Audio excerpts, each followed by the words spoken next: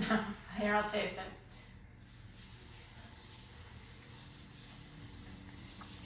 It's delicious. It could be hotter, but it's delicious. That's just because I was late.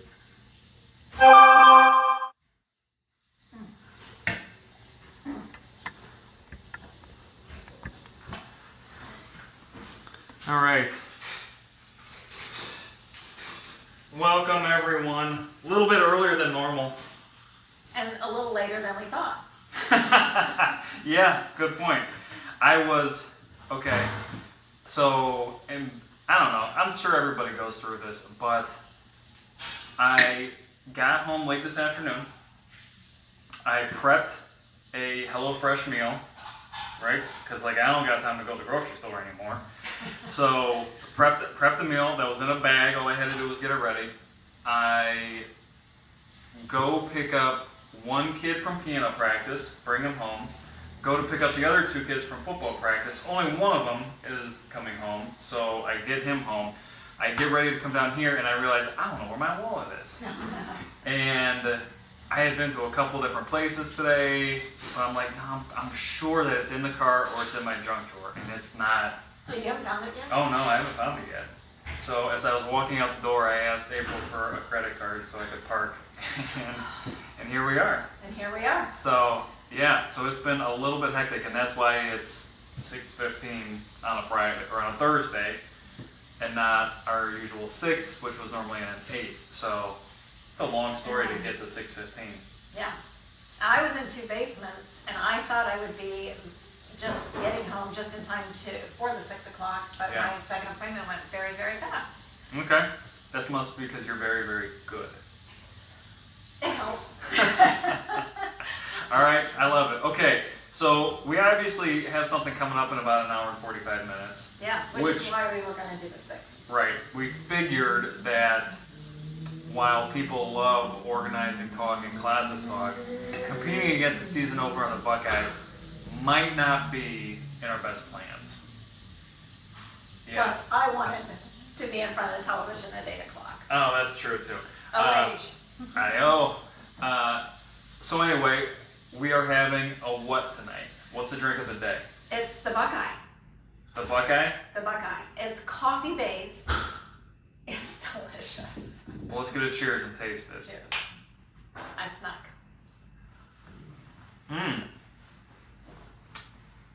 That is really, really It's good. really good.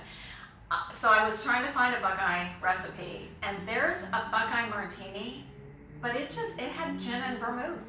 Like there was nothing Buckeye-ish about it. So I kept looking until I found this one. So what's in this one? Coffee, strong coffee, peanut butter. Like actual peanut butter? Actual peanut butter that we melted. So when you post the recipe, it's going to say PB2. I didn't know what that was. It's powdered. It's powdered. Yeah. But we didn't have it, and we didn't use it. And then It's not a normal thing to have. no, In your organized pantry. Godiva white chocolate liqueur, Kahlua, the peanut butter, whipped cream, milk, chocolate shavings. They said if you happen to have a Buckeye, you could put it on the rim, but we didn't happen to have a Buckeye. I don't know. That one, I mean, it would look cool, but it would just get warm and slide off of there pretty quickly. Of course, people would eat it the first thing anyway. I think you can taste everything in here. Yeah. Coffee, peanut butter, the white chocolate liqueur. Yeah, I think it's really good. Really good. Me too. So, The winner. do you have any, premonitions, guesses about the Buckeyes tonight or this year? I know nothing.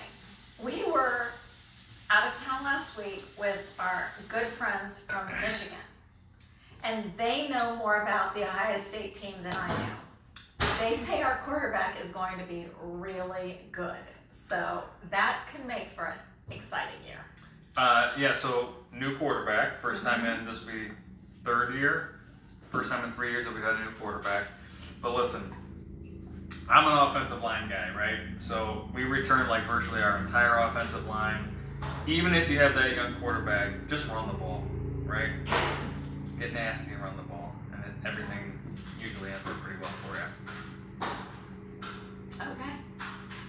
And just a funny story before we get to the organizing stuff. I think that our paths have changed since, I don't know, past 20 years or so. Watching football 20 years ago, I used to get really, really anxious, right?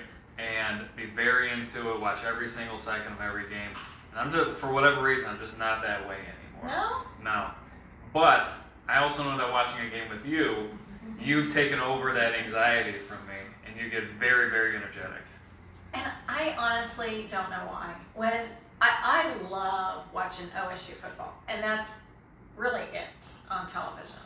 I used to, talking about organizing, when I used to do my own like expenses receipts, I didn't do them all year. Because John and either I would watch it by myself if John was working, or John and I would watch it, and during the football games, I would enter all my receipts. So I just knew that I didn't have to do it for the first 8 months of the year because I had specific time. You go through the whole Ohio State football schedule. I got them done by the end. Now, I don't do that anymore. And I couldn't because I jump around. Yeah. I need to help them, if they need to go That's this right. way, I need to go That's this way. And then I think, if they're losing, I'm like, why do I care? It's really a game. And they're all just kids. They are kids. They're just kids. I mean, at this point in time, they're half my age, which makes me feel a little old. I want them to win. That's good. I I want them to win. you and all of Central Ohio. That's So, true. okay, so I think that's our transition, right? Now, there's no way that you would ever let a receipt go 8 months without tracking it, storing it, organizing it. Well, Yeah. I don't do them now. Okay, But I like 9 it. months ago, you wouldn't have let it go No. that far. No. All right, so let's just, we talked a little bit about changing weather patterns and seasons and how that impacts or could impact someone's closet as they go through it. Let's talk about just changing periods in a person's life. And real estate is hot right now, and it doesn't matter where you drive, right? Like we're looking out a window here, and there's buildings popping up everywhere. Cranes. So many cranes. Cranes down here. Out, in Hilliard, Pulte's putting in a new place, but there's all types of developments. You go out east of town, I know that there's some MI properties, but more Pulte and Rockford and everything else. So let's just talk about building a house, okay, or moving to a house or something like that. But you've done this before. A few times. I said a dozen. It hasn't been a dozen. No. But going through that experience, right? And you start with nothing, right? You start with a piece of land or a shell of a house. So let's just talk about what people could look for or should be looking for when they think about this space in building a new house. Because honestly, I don't know where I would even start. I think you start with the house that you're in and see what works really well Okay? and what is an aggravation for you. Wow. So if something's an aggravation, you can think through it, see why. I don't have enough space. What would be an aggravation that you would identify, that you would pull out? That you walk into the house and you don't have anywhere to put your purse. Okay. Kids don't have anywhere to put their backpacks or the keys. Okay. So they just and shoes. Oh. If the entrance that you come in is just cluttered, then there needs to be a solution. And mudrooms are a good solution. They are. Don't get me started about shoes right now. I mean, we've had a lot of rain here lately, and I told you I picked up some kids from football. They just come into the house, and their shoes are already untied, and they just flick it with their foot, right? Oh man, talk about driving me crazy. That's a source of aggravation. Okay. But that doesn't have anything to do with space. Well, it might. Well, it's the kids flicking. Yeah, it's a kid. But maybe you have specific shoe shelves in the garage Okay. for those sports shoes Okay. that are going to be muddy. So getting into the house, we have to think about how we're actually going to use it. So let's, a couple years ago, I guess it's more than a couple years ago. About 8 years ago, we moved from a 1,250 square foot house to about a 3,000 square foot house, right? But the anticipation was if we had 3 little kids, now we have 3 bigger kids. So how do you anticipate, going from diapers to having teenagers and what all that entails, right? Because I could think about a mudroom at that point in time, but I wouldn't know where to start with it. Does that make sense? Well, yes, a little bit. And that's why you call somebody that has that expertise. Yeah. Okay. That's one thing I think that sets us apart. I know we weren't talking about closets, we were talking about building, but it's one thing that sets us apart. We look at a space with a professional organizer's eye, and it's different. So if you really don't know where to start, you get help. Okay. Get help with, if it's the kitchen designer, if you're building, and then having an organizer look over the whole plan. You don't know how many times my clients they're going to finish a basement, they're going to do a little remodel, and the builder is thinking usable space. Mm-hmm.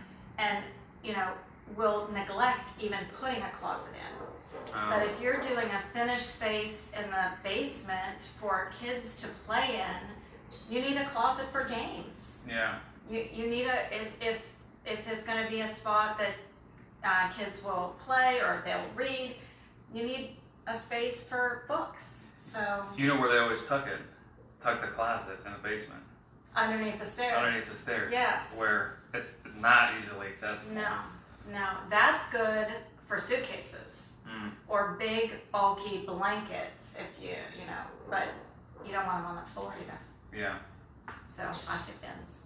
So do you still take that same approach then? I mean, even when looking at a kitchen, right? Or like how you use space in the kitchen, or Yeah, you have to. The one thing I see in almost every kitchen is they don't have enough vertical space. We have cupcake pans, very seldom used, but we have them. We have a lot of cookie sheets. We have cutting boards. We have oversized serving trays. And where do those go? Yeah. If you have a cabinet where you put a big pile of them, you never get to the bottom ones. Right.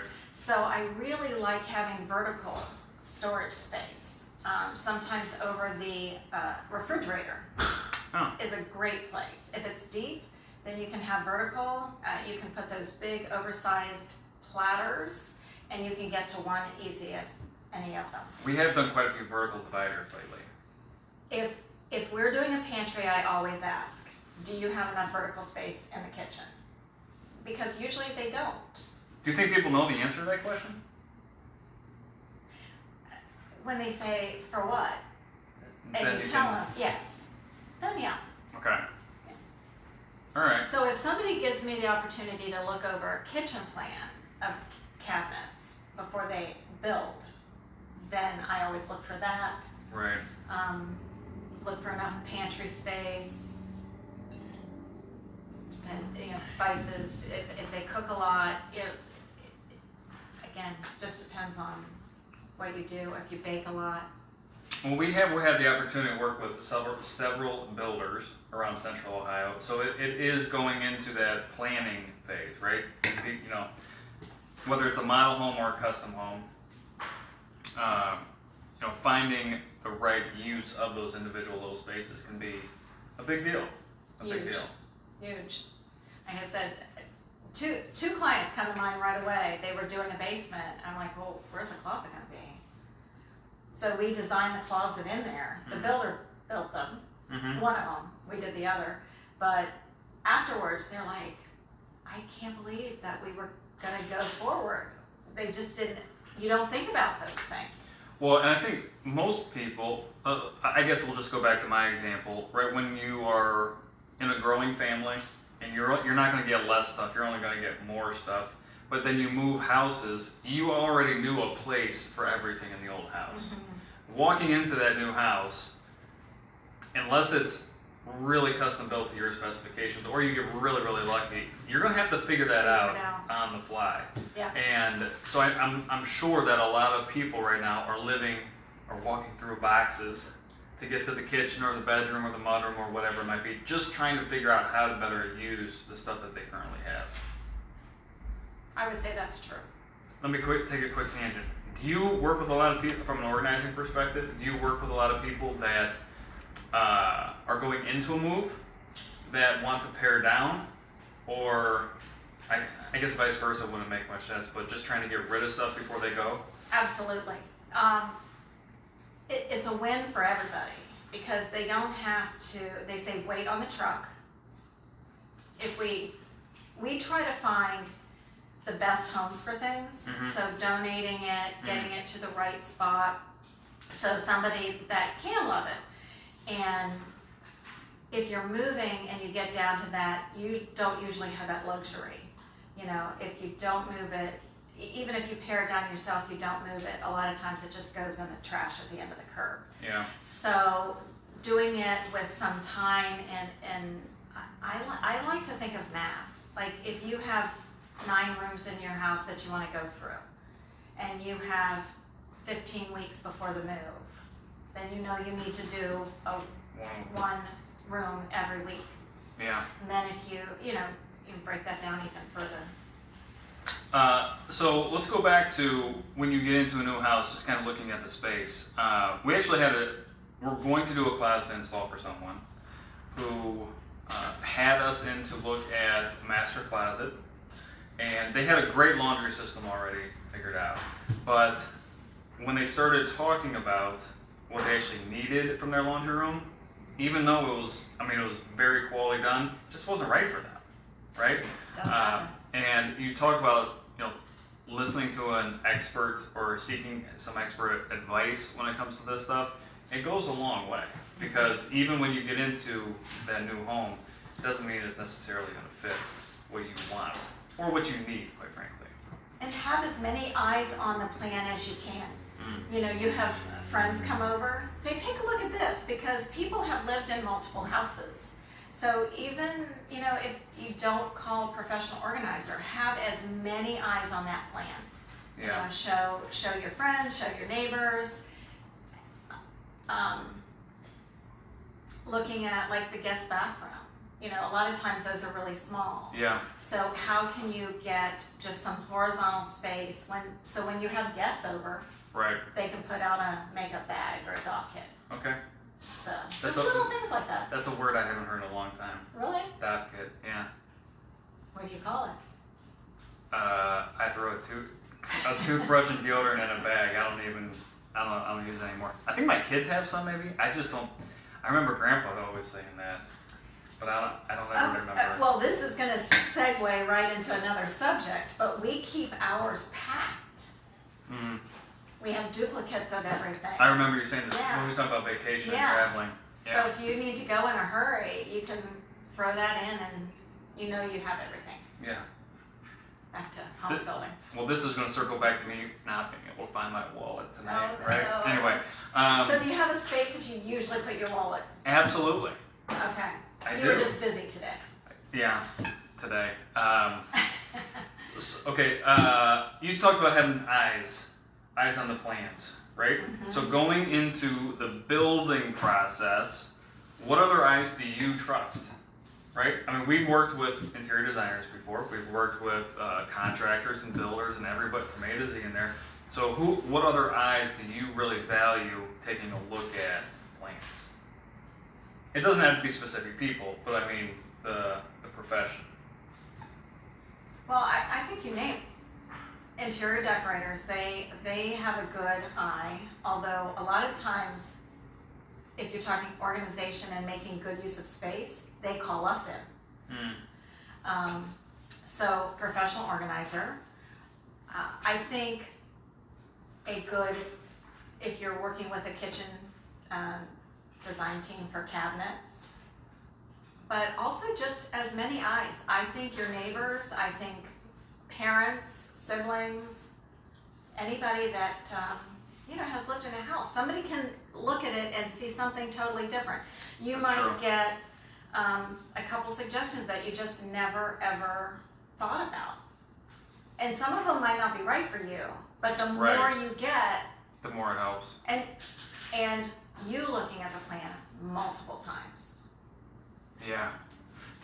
So when you built your houses, did you go look at the models? And I'm going to go back to like, people learn in different ways, right? Some people have to read it, some people have to do it, some people have to see it. But I mean, there's model homes everywhere. Like every subdivision has a model home to be able to walk through and get a feeling for it rather than looking at it on a piece of paper. I do think going through models, going to the Parade of Homes when they didn't have it last year, but the Parade of Homes is a great place to get ideas. They used to do a city hop here, so that was condos. So that was just giving you a different look at all different condos. We've built multiple houses, but you run into the same thing every time because you haven't built the same house multiple times. Oh. And every house is different. What's an example of that?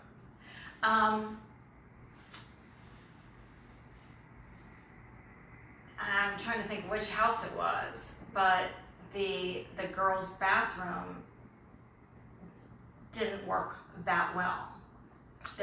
So we ended up putting like just cabinets we bought on the sides to hold their stuff. If we built this house again, I think we did a great job, but if we did build this house again, I would put another valve in the bath and the shower. Like, you don't know it but it's specific to this house. A valve for what? Valve for another shower head. We have two shower heads, but they're connected on the same valve. Oh, okay. Yeah, that's not something you would normally think about. Interesting.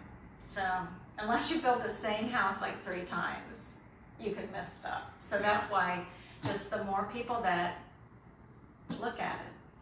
Some people can't look at a plan. And if you're one of those people that can't look at a plan and visualize it, then you need more eyes and more help. Well, I think probably a professional.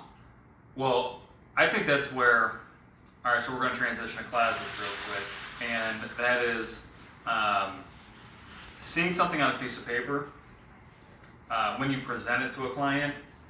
Only can take you so far, right? Having the 3D designs, being able to rotate that design around so that they can kind of see if they open a drawer, if they open doors, if they walk in, it can be very beneficial.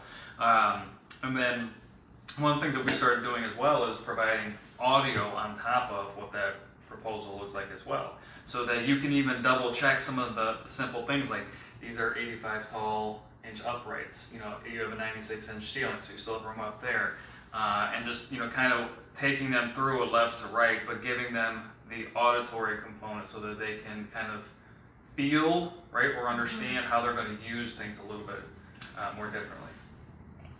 And for the person that really can't visualize things, I know we've gone back with the computer because they can look at the 3D plan and see it. But when you see it on the computer and like you said, you can move it around. Right. We can even put a person in the closet. Well, and you helped me with this last week, right? And this just goes back to the use of space, but if you put that person in the middle of a closet that has hang on both sides and the shirts are coming out a little bit farther, it does create some issues with that. So, understanding how you're going to use it. Right, because some people don't care. They want you to pack in as much as you can for storage, and other people would feel claustrophobic in that. Yeah. So it's knowing what your client wants. Yeah, it always comes back to that. Always comes back to that. So, I don't know about you. I'm one sip away from being done with this. I'm close. It's really, really good. It's good. On a cold day you you didn't have to work. Do you think the bartender can make a couple more of these?